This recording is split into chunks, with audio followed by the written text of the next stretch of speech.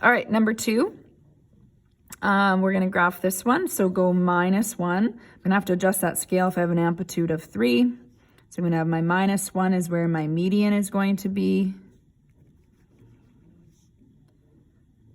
Then I have an amplitude of 3, so 1, 2, 3. So that's going to be at the 2.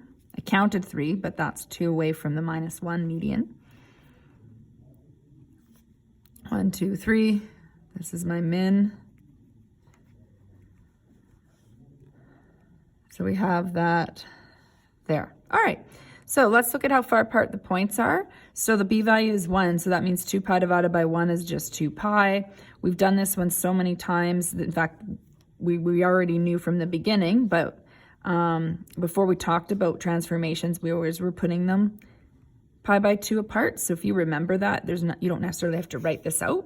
But we get in a habit of that, so that's great if you do as well. So we're going to do pi by 2 apart. So I'm going to do pi by 2, pi, 3 pi by 2, 2 pi.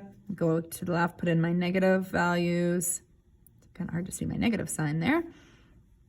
Negative 3 pi by 2, negative 2 pi. And now I'm going to go, remember the plus sign, so you're going to go left pi by 2. So I'm going to start left pi by 2. Sign starts on the median, so we say security, and it's going to go up. It's a positive, there's no reflection, every 2 squares. So I'm going to go up pi by 2.